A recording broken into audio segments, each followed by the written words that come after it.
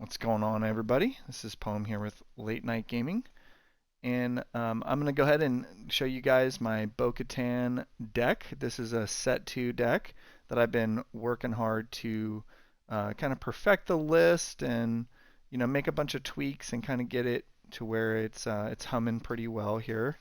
I will say this deck has a pretty high win rate, but it does lose to some of the top meta type decks like your Boba Yellows and things like that. I haven't really played it into like super hard control, but I would say it's pretty good into like Sabines and like generally like good into like the rest of the field. And the reason why it's kind of so good is first of all, there's a lot of upgrade hate that I'll talk about in the deck. So it very much can answer bounties. It's good into Dark Saber. So if you're Boba Fett or you're Sabine are trying to punish with Dark Saber, it does have the answers for that. It's also like really able to control the board in the early game, and it has to do with this interaction between Bo-Katan and Tarkintown. So Bo-Katan is very easily able and reliably able to generate a ping on turn 2 because she'll attack with a Mandalorian unit. There are many 2-cost Mandalorian units that we'll look at here, and I'll show you the deck list here in a second. There's many 2-cost Mandalorian units that you can attack with now. So you attack with your Mandalorian unit. Really, you could go base even, right? Or you could, if you have maybe a 2-for-1, if you have a 3 health unit and they have a 2 attack guy, you could take that. If you have Greedo, they can. If they have Greedo, you can attack their base. Okay, yeah. So my son's over here giving me tips to get the ping on Greedo. Yeah, he's saying. So yeah, if they have a 1 health guy, you attack their base, then you generate the ping and you clean up the guy. Now, the real interaction and the real power can come if you get that 2-for-1. Like you have your guy has a 3, you're playing a 3/3 Bo-Katan unit. They have a 2 attack, 2 or 2/3 unit or something like that. You get the kill. Now, any unit that they drop on turn 2 is going to die, right? So they try to drop their 3-cost unit. As long as it doesn't have, I guess if it's a 5 health unit, it will survive, at least for 1 round. So, but if it's a 4 health or less unit on turn 2, it's dead. So they try to play a red 3 in space or something like that. You're going to get the Bo-Katan ping, then you're going to finish it off with Tarkintown. So it's a pretty strong like early game combination is this Bo-Katan and Tarkintown combination here. Let's show you the deck list, and we can kind of get in. I was going to show you a little bit of the sideboard, upgrade hate, the late game, and then why I included one card in particular that was kind of a bizarre include. So here is that deck list. Once again, you've got all these 2-cost Mandalorians. You're going to drop those on turn 1. Um, again, like I stated, um, strong stuff. You're just setting that up. You're putting those down. You're trying to set up that ping play that I talked about before. We can talk about the Starwing Scout later, why that's in here. Um, these guys are good smuggle, Cassian and Night Owl. These allow this deck to like go in, not I wouldn't say like the late game, but like there's like meat here on the bone for you to like come in the 6 resource, 7 resource turn and still like be presenting threats on the board. So these guys pretty good there for that reason. There is a strong upgrade hate package I'll talk about here in a second. So the Fang, aggression, etc.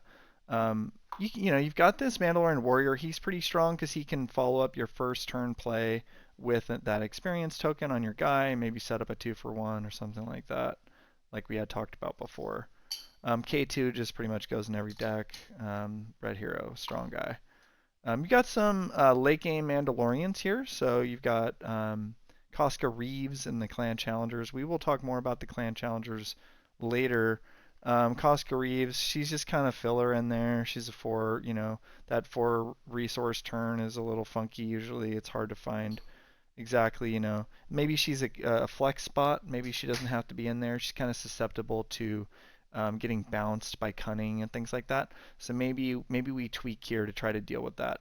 I think the attack pod maybe gets tweaked too to try to deal with cunning. I would say um, this deck does not beat Yellow Boba in its current form, so you will have to innovate in order to get it to that point. Um, yeah, your Dark Saber is going to generate a lot of value because you'll have tons of Mandalorian guys. So, you throw that Dark Saber mostly on your leader, I would say, most likely, so you don't get like bounce and stuff. Obviously, they can still play Upgrade Hate, but it's not as debilitating. But you're getting the experience on guys when you attack with the Dark Saber. The Dark Saber has an ability that states that as you attack, if it's attached to a Mandalorian, you can attach an experience token to all your other Mandalorians. So if you have a couple other Mandalorians on the board, when you put it on Bo-Katan, you're just getting some extra value with this card. So yeah, let's kind of get into some of the sideboard. Then I'll just get into some more of the specifics of kind of like I said, um, upgrade hate. I'll talk about late game and why that Star Wings in there. The sideboard, I have anti-control built in, so this is just that third confiscate. You may want that, but how are you going to beat a hard control deck? Really, like discarding their hand is your only hope. Really, you're gonna have to just blow out their hand and just hope for the best. I mean, I would maybe you can innovate some more, but this is how I might approach that situation. Like I said, I don't have a ton of reps with it, but like in a theory concept, that's something I don't like I said I don't have a ton of reps into hard control, but discarding a super laser blast or something like that can generally be pretty good, or hit their Avenger or whatever. Crate Dragon is a relevant card here. You can kind of like, you're controlling the board, you're controlling, they finally get control or they finally catch up, and then you're dropping the Crate Dragon. You've already kind of like pumped a bunch of damage into their base. Like it's a mid-range deck, so you've kind of like controlled, gotten control of the board. You've been damaging their base. You've been kind of doing a little bit of, base damage, a little bit of trading, and then that if that crate comes in, like you're pretty much winning that game. So yeah, I think this is something that we've talked about on this channel before, and that I kind of talk about a lot, is based on tournament regulations with the 55-minute time cap. You might want to try to beat the control deck on game one, so you might be forced in a tournament setting to actually run this package in your main deck, and then actually find slots for these in the main deck in order to deal with the control deck in game one, try to win that game, and then bring back in some other cards for the aggro matchup in games 2 and 3. So you might want to consider structuring your game plan around tournament regulations. Now they have changed those regulations a little bit, so the top cut does have the 75-minute time cap. So in that scenario, the time limit against the control deck is less of a factor, but you still may encounter the control deck in the preliminary rounds and go to time unless you can beat them in game one. So you may be forced to like actually main deck some of this control deck hate with this kind of deck in a tournament. Something to consider. Let's talk a little bit about the upgrade hate package. I would say this deck has one of the strongest packages possible. This obviously, confiscate. We know about that. It's from set one. Fang. Pretty straightforward. You just main deck this stuff at this point. You're hitting bounties, so you're kind of like dealing with Bosk, who's a pretty powerful leader. You're dealing with these bounties, bounty hunters, quarries. Just a crazy card, right? Um, you've got the built-in upgrade hate just main deck, and so you're dealing with your Sabine playing their dark saber. You're dealing with Boba trying to slap Boba Fett's armor, or like somebody trying to put like a Jedi lightsaber on something or whatever. Like you've got tons of answers, and you're being sort of like redundant with that in the deck. It's just all over the place, this upgrade hate. So you just like like I wouldn't say you automatically beat these decks all the time, but like I brought this to the game shop and it was like, oh, Sabine puts the Dark Saber. All right, well, let me just just kill you right now. Blow up your Dark Saber, do four to Sabine, and I'll see you later.